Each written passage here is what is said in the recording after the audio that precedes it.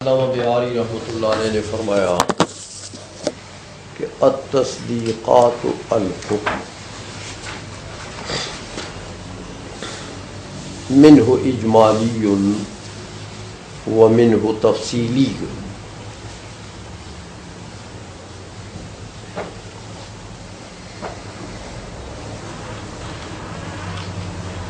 حکم میں اصل میں تین اقوال ہیں کہ حکم سے کیا مراد ہے۔ یہ جو تصدیقات کے بعد الحکم فرمایا،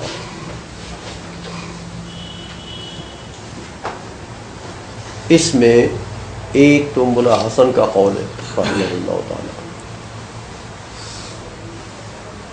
دوسرا بحر العلوم رحمہ اللہ تعالی مولانا عبدالعلیم بحر العلوم لکھنوی، ان کا قول ہے، تیسرا حمداللہ رحمہ اللہ کا اپنا قول ہے۔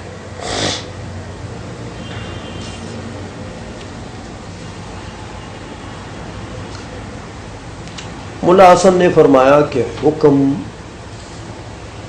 سے مراد نسبت ہے، الحکم منہ اجمالی ومنہ تفصیلی، حکم سے مراد ہو نسبت۔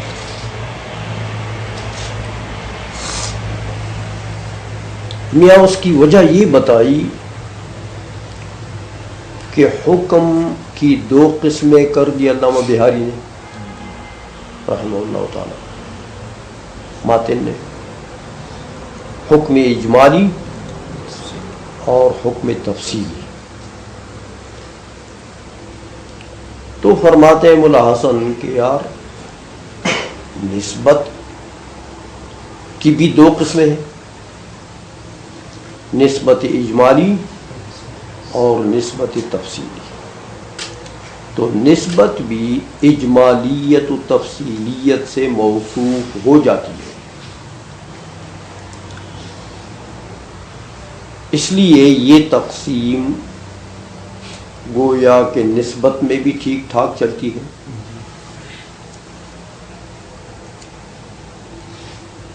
مولا حسن فرماتے ہیں کہ اجمال و تفصیل، دیکھو میاں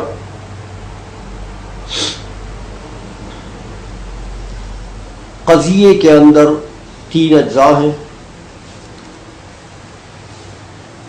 متاخرین کے نزدیک چار اجزاء ہیں، نسبت بین بین انہوں نے نکالی ہے، لیکن متقدمین کے نزدیک تین اجزاء ہیں قضیے کے، موضوع، محمول اور نسبت تامہ۔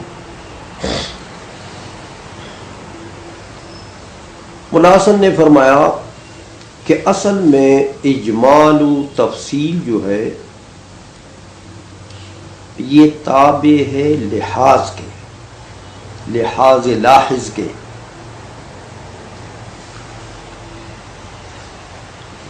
سمجھ میں آ گئی ہے؟ اگر لاحظ ملتفت التفات کرے اس طریقے سے کہ بذات التفات ہو نسبت کی طرف اور بالعرض التفات ہو طرفین کی طرف، موضوع محمول کی طرف، تو یہ نسبت مستقل بھی ہے، اور اس نسبت کو نسبت اجمالی کہتے ہیں کہ ملفوظ بالذات کون ہو؟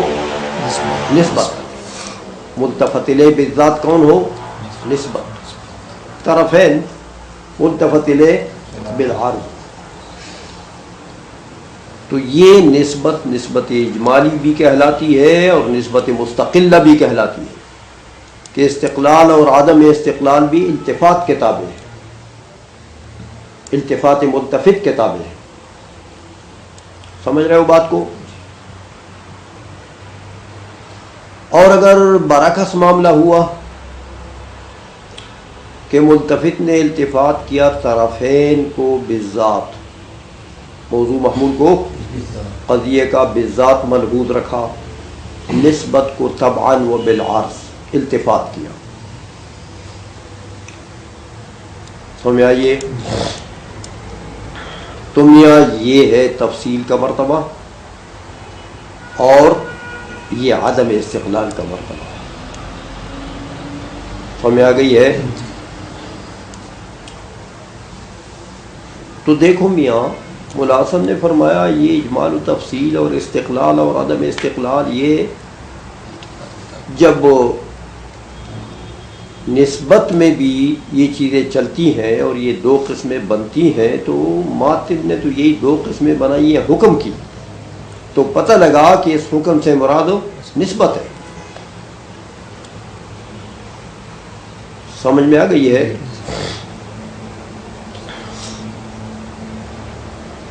یہ قول کیا مولا حسن رحمہ اللہ تعالیٰ نے کہ حکم جو متن میں مذکور ہے اس سے مراد نسبت ہے، اور یہ دلیل دی انہوں نے.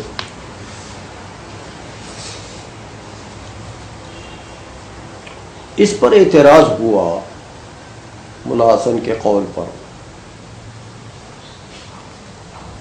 کہ میاں دیکھو یہ تم نے اجمال و تفصیل کو جاری کر دیا نسبت میں، یہ صحیح طریقہ نہیں ہے. یہ تم نے اس طریقے سے نہیں چلتا ہے اجمال و تفصیل نسبت میں. وجہ یہ ہے کہ اجمال کی دو قسمیں ہیں. علامہ برکت اللہ الہ آبادی رحمۃ اللہ علیہ نے اجمال کی دو قسمیں کر دی. ایک ہوتا ہے اجمال قبل التفصیل اور ایک ہے اجمال بعد التفصیل، اور ایک اس کے مقابلے میں تفصیل ہے. اجمال قبل التفصیل کون الصور المتعددۃ ملحوظا بلحاظ اجمالی، کون الصور المتعدد کون الصورۃ الواحدۃ منحلۃ الی صور متعددۃ.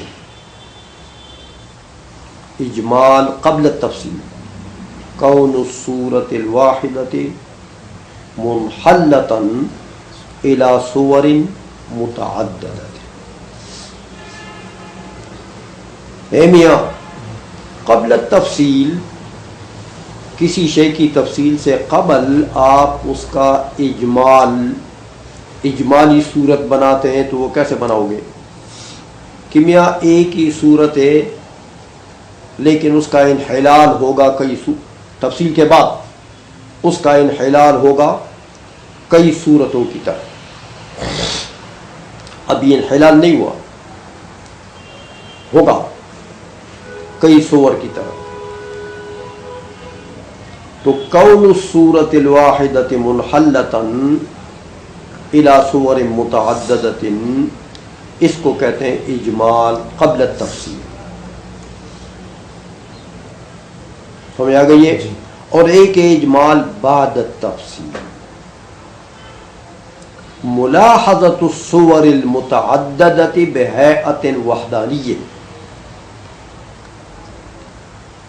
کہ صور تو متعدد ہے، تفصیل کا مرتبہ ہے تو تفصیل کے مرتبے میں تو صور متعدد ہیں، لیکن آپ نے ان متعدد صور کو ملحوظ کر دیا لحاظ وحدانیہ، ایک لحاظ میں آپ نے اس کو ملحوظ کر دیا. ہمیں آ گئی ہے؟ تو یہ اجمال ہے لیکن بعد التفصیل. سمجھ میں آ گئی ہے؟ اور ایک ہے تفصیل. ہمیں آئیے کہ لحاظ الصور المتعددۃ بلحاظات کثیرۃ، کہ صور متعددہ کا آپ لحاظ کریں لیکن ایک وحدانی لحاظ سے نہیں، بلحاظات جتنی صورتیں ہیں ہر صورت کو مستقل لحاظ کریں. سمجھ میں آئیے؟ یہ ہے تفصیل، اس کو تفصیل کہتے ہیں. اور وہ اجمال کی دو قسمیں، سمجھے ہو بات؟ اب علامہ الہ آبادی نے فرمایا کہ دیکھو میاں، یہ جو اجمال کی دو قسمیں ہیں یا تفصیل ہے، اجمال قبل التفصیل جو ہے اس میں بھی تعدد ہے، لیکن تعدد بالقوہ ہے، کیونکہ صورت واحدہ ہے. اس کا آگے انحلال ہوگا تو ہوگا، بعد میں ہوگا. ابھی تو وہ کیا ہے؟ صورت واحدہ. تو اس میں تعدد کا احتمال بالقوہ ہے، کیونکہ آگے اس کا انحلال تو ہوگا. تو تعدد اس کے اندر کیا ہے؟ بالقوہ. اجمال بعد التفصیل جو ہے اس میں تعدد تو بالفعل ہے، لہذا وحدانی تو بعد میں لگے گا. فی الحال تو صور متعددہ ہیں تو اس میں بھی تعدد بالفعل ہے. تفصیل کے مرتبے میں تو ظاہر ہے کہ وہاں تعدد بالفعل ہے. سمجھ میں آ گئی ہے؟ تو میاں اجمال ہو یا تفصیل ہو، دونوں میں احتمال ہے تعدد کا، کسی میں بالقوہ کسی میں بالفعل. اور نسبت میں میاں ایک قضیے کے اندر نسبت میں تعدد کا کوئی احتمال نہیں. ایک قضیے کے اندر نسبت ایک ہوگی. متقدمین تو ایک نسبت تامہ خبریہ مانتے ہیں، اور متاخرین مانتے بھی ہے بینا بین، تو بینا بین بھی ایک مانتے ہیں نا، بینا بین تو کہیں نہیں مانتے.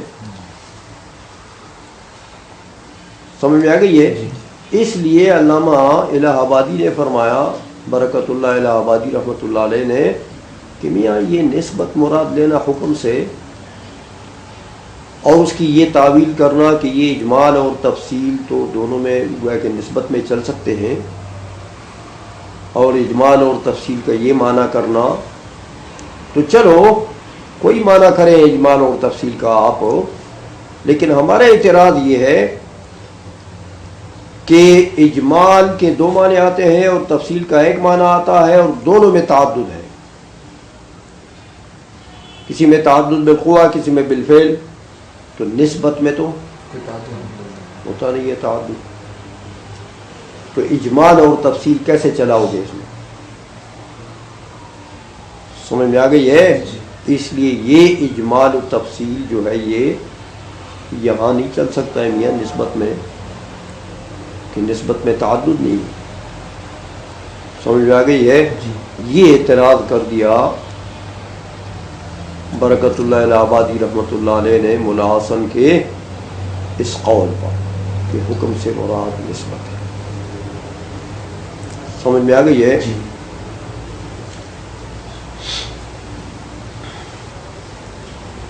دوسرا قول حکم میں گویا کہ علامہ عبدالعلی بحر العلوم رحمہ اللہ تعالی کا ہے. وہ فرماتے ہیں کہ یہ حکم جو ہے نا، التصدیقات الحکم، اس حکم سے مراد قضیہ ہے. قضیہ انہوں نے بھی دلیل دی. سمجھا گئی ہے کہ دیکھو میاں، قضیہ مجملہ بھی ہوتا ہے تو قضیہ مفصلہ بھی ہوتا ہے. سمجھائی نا؟ قضیہ مجملہ بھی ہوتا ہے، اجمال چلتا ہے قضیے میں بھی، تفصیل چلتا ہے قضیے میں بھی. تو اجمال و تفصیل جب دونوں چلتے ہیں قضیہ میں تو متن بن گیا ہے کہ منہ اجمالی و منہ تفصیلی. سمجھ میں آ گئی ہے؟ لہذا قضیہ مراد لے سکتے ہیں اس سے. علامہ بحر العلوم لکھنوی نے یہ فرمایا کہ حکم سے مراد یہ قضیہ ہے، ان پر اعتراض ہوتا ہے کہ یار یہ تو تم تو اور طرف چلے گئے ہو. دیکھو ماتن کیا کہتا ہے. ماتن فرماتے ہیں کہ منہ اجمالی وہو انکشاف الاتحاد بین الامرین دفعۃ واحدۃ. متن کو دیکھو، یعنی تعویل کلام ایسا کرنا چاہیے کہ متن کے کلام سے کچھ جوڑ تو ہو. تو اگر آپ حکم سے قضیہ لیتے ہیں ہاں تو منہ کی ضمیر تو حکم کی طرف عائد ہے. حکم کا بعض حکم کیا ہوتا ہے؟ اجمالی. تو مطلب یہ ہوا کہ الحکم الاجمالی ہوا ہوا، یہ ہوا ضمیر کس کی طرف عائد ہے؟ اسی حکم اجمالی کی طرف. یہ حکم اجمالی ہے، کس کا نام ہے؟ انکشاف الاتحاد بین الامرین. سمجھ آئیے؟ تو حکم اجمالی کو محکوم علیہ بنا دیا ماتن نے، اور انکشاف الاتحاد کو کیا بنا دیا؟ محکوم بھی. تو انکشاف الاتحاد کا حکم کر دیا علامہ بہاری نے کس پر؟ حکم اجمالی پر.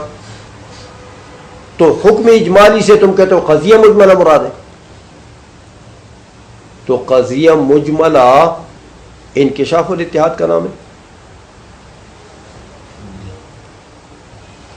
سمجھ آئیے؟ جبکہ انکشاف سے مبدأ انکشاف مراد ہے. ہاں یہ حکم اجمالی کیا ہے؟ مبدأ انکشاف اتحاد ہے. ماتن یہ کہنا چاہتے ہیں. تو قضیہ مبدأ انکشاف ہے. سمجھ میں آ گئی ہے؟ قضیہ تو میاں مبدأ انکشاف نہیں ہے. سمجھ میں آ گئی ہے؟ مبدأ انکشاف کیا چیز ہوتی ہے؟ جو لوگ علم بمعنی صورت مانتے ہیں وہ صورت مبدأ انکشاف ہے. جو لوگ علم بمعنی حالت ادراکیہ مانتے ہیں وہ کہتے ہیں وہی مبدأ انکشاف ہے. تو قضیے کو تو کسی نے مبدأ انکشاف ہو نہیں کہا میاں. سمجھ میں آ گئی ہے؟ ایک بات کہ یہ متن سے مطابق قول نہیں ہے. دوسری بات یہ ہے کہ فرماتے ہیں مبدأ ہوا انکشاف الاتحاد، ہوا انکشاف الاتحاد. تو اتحاد سے مراد ہے نسبت. اتحاد سے مراد ہے کہ یہ حکم اجمالی جو ہے یہ مبدأ انکشاف ہے نسبت کے لیے. مبدأ تو قضیہ مبدأ انکشاف نسبت کے لیے ہوتا ہے. قضیہ تو خود منکشف ہوتا ہے، وہ تو خود معلوم ہے، وہ مبدأ انکشاف نہیں ہے. سمجھ میں آ گئی ہے؟ تو یہ متن سے مطابقت نہیں ہے.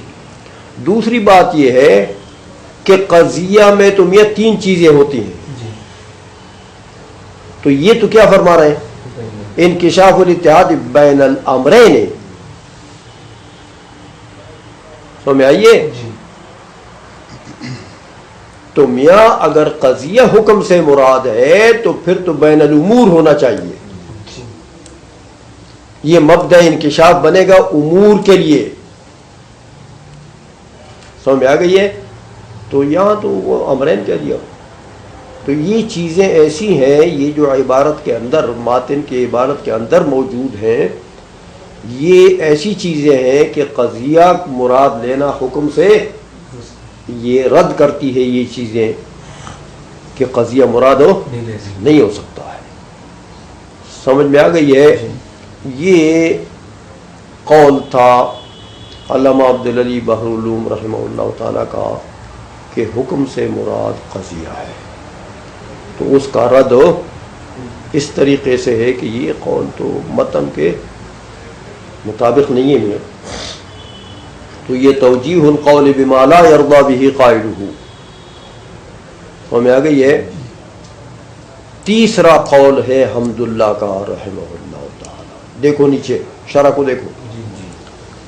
الظاہر ان المراد من الحکم دیکھا التصدیق والاذعان. یہ قول ہے حمداللہ کا کہ میاں حکم سے مراد کیا ہے؟ تصدیق. تصدیق. یہ قول جو ہے حمداللہ کا یہ بالکل متن کے بھی مطابق ہے، واقعہ اور نفس الامر کے بھی مطابق ہے. تصدیق، حکم سے مراد تصدیق. کہ دیکھو میاں ایک تو انہوں نے عنوان رکھا کیا؟ التصدیقات. یہ عنوان رکھا تو آگے معنون میں ابتدا کر رہے ہیں کس سے؟ الحکم سے. یہ معنون ہے نا الحکم سے. تو معنون اور عنوان کے درمیان میں اتحاد ہوتا ہے میاں. یہ ایسا نہیں ہے کہ عنوان تو کوئی اور چیز دیں اور معنون میں کسی اور چیز کو بیان کریں. ایسا نہیں ہوتا. جو عنوان دیا، دیکھو آپ نے کہا کتاب الطہارت، تو اب کتاب الطہارت میں طہارت کے مسائل کا بیان ہوگا. سمجھ میں آئیے؟ تو کتاب الطہارت میں کیا رہن کے مسائل بیان ہوں گے؟ وضو کے مسائل بیان ہوں گے؟ ایسا تو نہیں ہوتا. اس لیے حکم سے مراد تصدیق لیں گے ہاں تو یہ عنوان اور معنون میں مطابقت ہو گئی. آپ قضیہ لیتے ہیں تو عنوان معنون میں مطابقت نہیں ہے. نسبت لیتے ہیں تو عنوان معنون میں مطابقت نہیں ہے میاں. اس لیے حمداللہ کا یہ قول یہ متن سے مطابقت بھی رکھتا ہے. دوسری بات یہ ہے کہ دیکھو میاں ابتدا میں پڑھ چکے ہیں آپ، علامہ بہاری رحمۃ اللہ علیہ نے جب علم کی تقسیم کی ہے ملاسن میں آپ نے پڑھی ہے تو کیا فرمایا کہ العلم ان کان اذعانا للنسبت فتصدیق وحکم. ان کان اذعانا للنسبت، وہ انہی کی عبارت ہے، علامہ بہاری کی عبارت ہے، فتصدیق وحکم. تو آپ کو بتا دیا تھا کہ حکم کا عطف تصدیق کے اوپر کیا ہے؟ تفسیری ہے. سمجھ آئیے؟ تو وہاں پر تصدیق کی تفسیر انہوں نے کس سے کی تھی؟ حکم سے. تو وہاں مطلب یہی تھا کہ یار تصدیق، حکم جو ہے وہ تصدیق کا نام ہے. تو علامہ بہاری رحمۃ اللہ علیہ نے وہاں اپنی عبارت میں تصریح کی ہے کہ یار حکم اور تصدیق ایک چیز ہے. حکم سے مراد تصدیق ہے. تو یہاں اگر حکم کی تفسیر تصدیق سے کی جائے تو عبارتین میں مطابقت ہے. سمجھ میں آ گئی ہے؟ اور یہاں کسی اور سے تفسیر کی جائے تو پھر تو علامہ بہاری کی عبارتین میں مطابقت نہیں بنتی ہے. سمجھ میں آ گئی ہے؟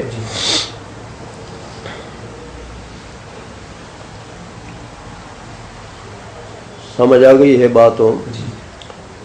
تو اس لیے یہ ہے کہ متن سے مطابق قول جو ہے وہ حمداللہ کا ہے.